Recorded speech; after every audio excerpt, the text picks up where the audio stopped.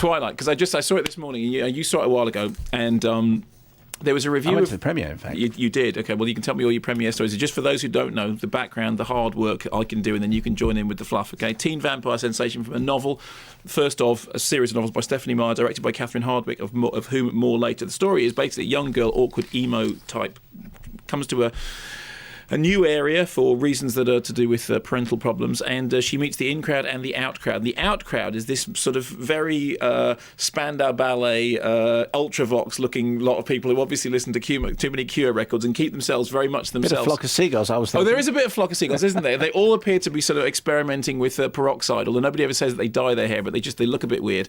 And one of them, who's a little bit of a loner, who's the heartthrob, who is Edward, played by Robert Pattinson, who I hear is now Cedric Diggory. Yeah.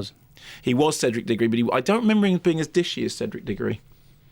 Because in this, he's basically, the first time the camera looks at him, the camera almost falls over. It's like the tripod almost goes, blimey, look at him. He's so gorgeous. He's just so fabulous, I can hardly hold myself together.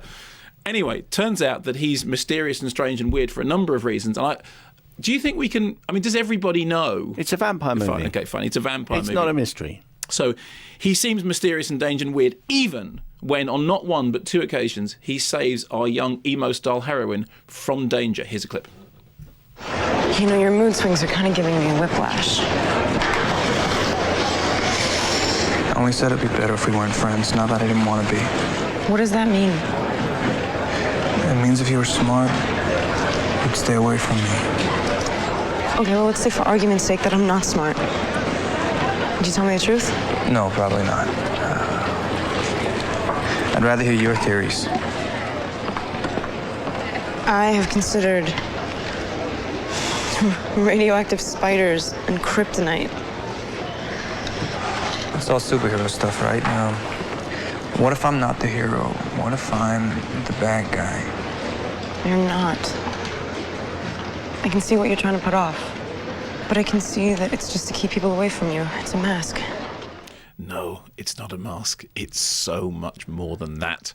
Now, look, here's the stuff you need to know. It's not giving anything away. I think we've already said that obviously there is vampirism involved in this, and you can probably do the maths on it. This has been called a sort of post-Buffy teen pick, but it does seem to me to be a lot more than that, because essentially what it is about is, the girl falls in love with the bloke who, as I said, when he's first introduced, the camera is just tremoring with delight at his strange enigma. She's completely sort of besotted by him. He's strange and dangerous and weird.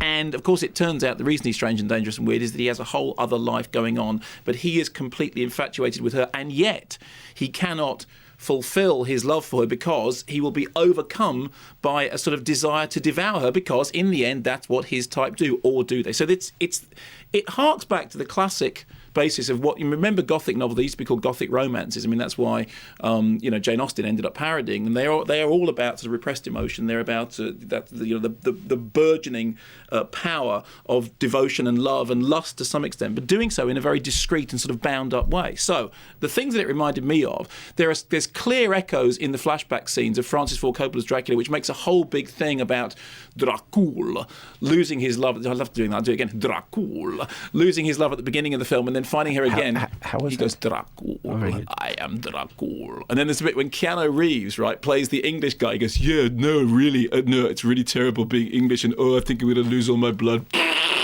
Anyway, but Dracula loses his love at the beginning of the film, and then declares war on God, and then has to find her again in the shape of Winona Ryder, who at that point wasn't involved in any shoplifting, so she was just a sort of wonderful woman. But so it takes it back to that idea of the lost love. It also reminded me very much of the more adult movie Near Dark, the Catherine Bigelow vampire movie, which incidentally was, as you know, the first date me and Linda ever went on, so it has a particular place in my heart. Is that Prof Kermode? No, don't, Prof. Williams, so please don't ever say that, okay? Would she never talk to me again? No, she won't. Is that her indoors? Can we not do this now, okay? all those, because that's at the centre of that is a sort of, you know, a love story about somebody who's from one world, somebody who's from another world, and them sort of finding each other. So that all those things are going on. Now, it'd be very, very easy to sneer at this because it's a huge teen sensation. There's a review by Roger Ebert, the American critic, and he said, when I read the review, I did laugh out loud. He said, it will go down an absolute storm with its target audience of 16-year-old girls and their grandmothers.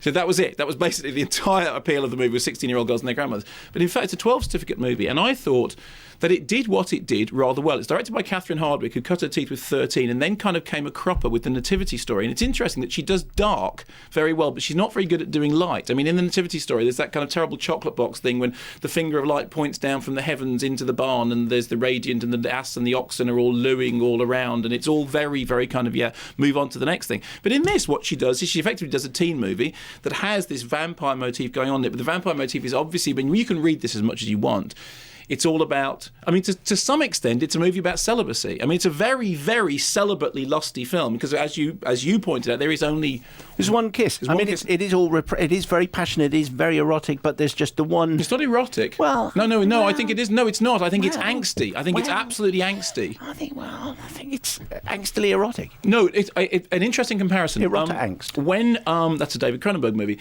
Interesting comparison with Kronos, the film by Guillermo del Toro. When Guillermo del Toro made Kronos, he said he specifically set out to make a vampire movie that wasn't about sex. Okay, he said that was his central idea was that it had nothing to do with lust. It was to do with a craving and a need and a sort of despair, but it was nothing to do with lust. And he said the reason he did that was, as far as he was concerned, the whole vampire tradition was so much about kind of repressed eroticism that he was trying to get away from it. And I thought the interesting thing about this is that's the obvious thing to say, what you just said, well done. If you were on QI, you get a honk. Actually, it's not. That's the obvious answer in general ignorance, but it's the wrong answer. What it's actually about is about teenage angst. It's clearly about, no, it is. It's about people listening to emo records and worrying about whether the Cure are going to play a gig in their hometown in the near future, and the lovely sort of details, like every time anyone wants to know anything, they just Google it, and they're on the internet the whole time. They're texting each other, but it doesn't seem to be crass and silly. I mean, I was really quite enchanted by it. You liked it, right? Yeah, you liked it. I did. I have to tell you, I have to prefix this by saying I have a daughter right in the middle of the target audience of this. Yeah,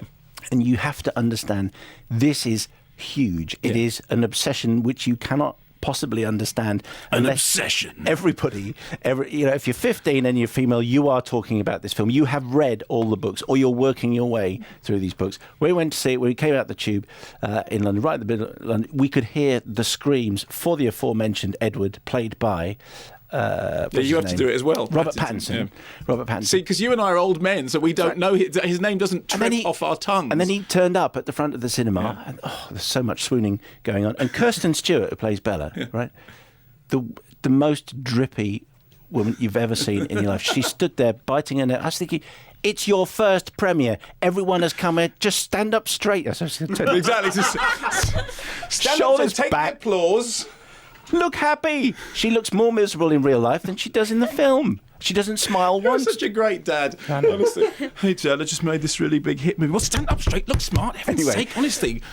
Have you brushed your hair? So this prefix was my daughter says if any bad words are said about this film, she's never going to talk to me ever again. So this is going very, very well. Well, can I say bad words are not going to be said. No, they're not going to be said. It's a good film. It is. And it does what it does rather well. Not in a kind of coy, funny, whatever. It does it rather well. It's Catherine Hardwicke is absolutely the right person to have directed this, and it does have that.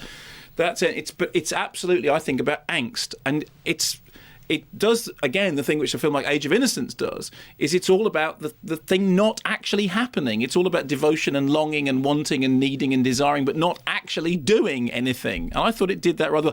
One criticism, please spare me the thwacks from from the rest of your film. One criticism, the flying and leaping effects weren't great. There wasn't a lot of flying. There was quite a lot of flying and leaping. The climbing up the trees bit was okay. Yeah, the climbing up the trees, flying and leaping. The wire work was a little poor, and some of the CGI jumping reminded me, and not in a good way, of Jack Nicholson's trampolining in Wolf. Do you remember that? Jack Nicholson turns into a werewolf, and the way he demonstrates it is by trampolining his way through the backyard. Remember that? Boing, boing. Look, he's 75, but he's going like Skippy the kangaroo.